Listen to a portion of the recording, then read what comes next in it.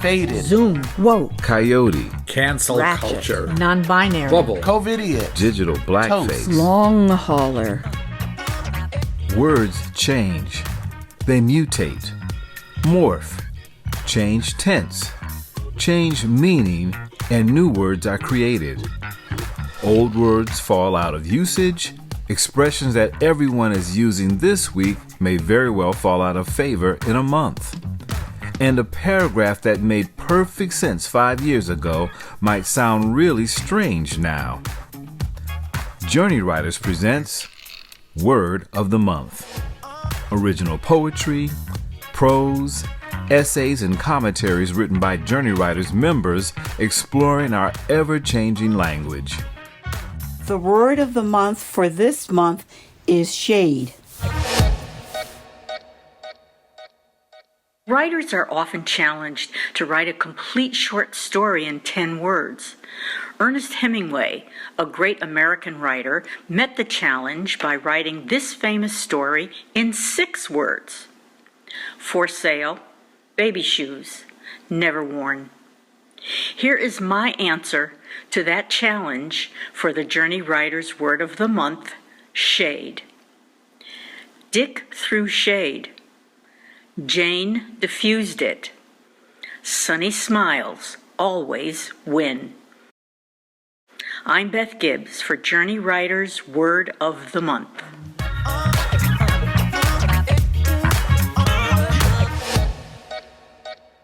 Shade. Phew!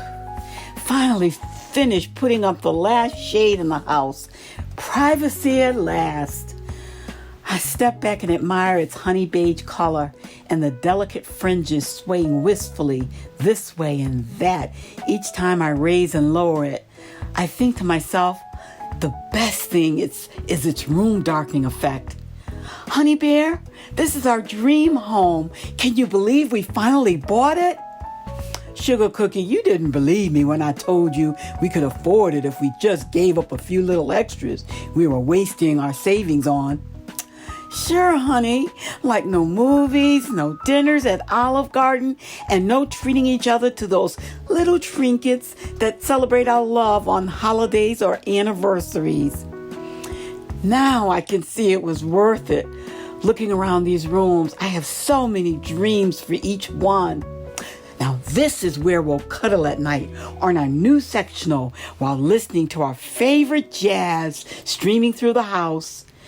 Sugar, I can't wait to taste those delicious recipes your grandma passed down to you.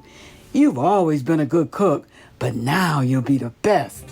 You can wear those black 4-inch heels, the fishnet nylons, and the ones with the seams down the back, you know, with that cute little red lace apron and the thongs that have the matching silk garter belt. And don't forget my favorite red feather. Anything you cook while wearing my favorite outfit can only taste superb.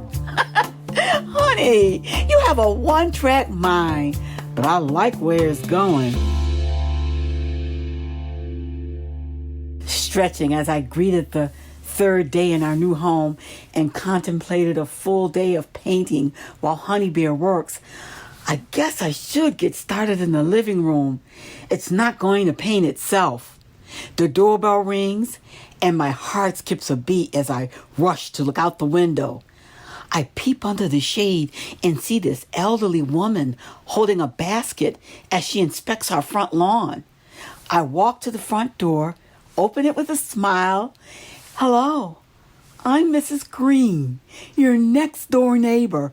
Welcome to the neighborhood. Hello, I'm Julie. It's so nice to meet you. Won't you please come in? She hesitates, then holds out the basket to me. I brought you a few things to welcome you to Ravenwood Estates. A few of the ladies and I were having coffee last week when we learned that someone had finally purchased a house. We've been dying to know who bought it. I'm glad to see they're bringing in fresh young blood to the estate. Miss Green stepped inside, looked around the room, and glimpsed its sparsity. I guess the movers haven't arrived with your belongings yet. That's good. It'll give you a chance to do some real deep cleaning," she remarked while quickly swiping a finger across a windowsill, then brushing it off. "It's always easier without a whole lot of furniture to move around." I coughed and replied, "Well, won't you have a seat?" "Yes, Jamal, that's my husband, and I have been cleaning all weekend. We decided to paint the walls and stain our wood floors before buying new furniture." "Are you going to keep this old sectional, or will you be replacing it?" Doris, the lady that used to live here, had the cutest matching couch and chairs. We, the ladies and I, have always admired her good taste.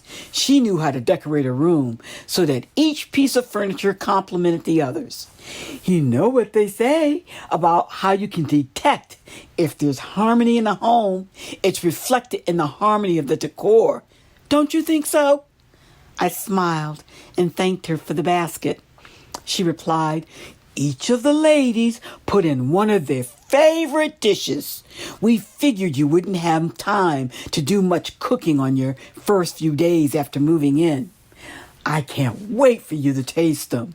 I'm sure your husband will appreciate a good home-cooked meal when he comes home.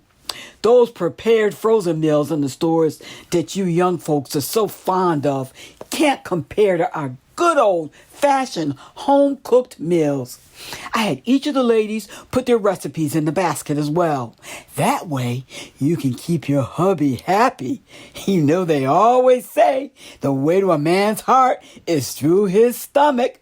Well, keep feeding him these dishes and you'll keep him forever. I have my grandma's secret recipe right here. She snatched it from my hand, looked it over while smirking, and remarked, "No wonder it's a family secret. I wouldn't want anyone to know about this disaster either." Then handed it back to me. I frowned, thanked her, and just as I was going to make an excuse to get her to leave, she stood over, walked over to the kitchen counter, picked up the package with my husband's favorite kitchen outfit in it. Her eyes nearly popped out of her head as one hand flew to cover her gasping mouth when she glimpsed my thong and garter belt. "Oh my goodness, what are those?" I walked over and picked them up, followed by the red apron, fishnets, and long red feather, and offered them to her. "Please take this package as a thank you to the ladies for your thoughtfulness and good advice.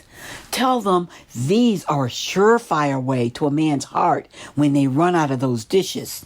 She dropped the package, turned, and nearly flew out of the house.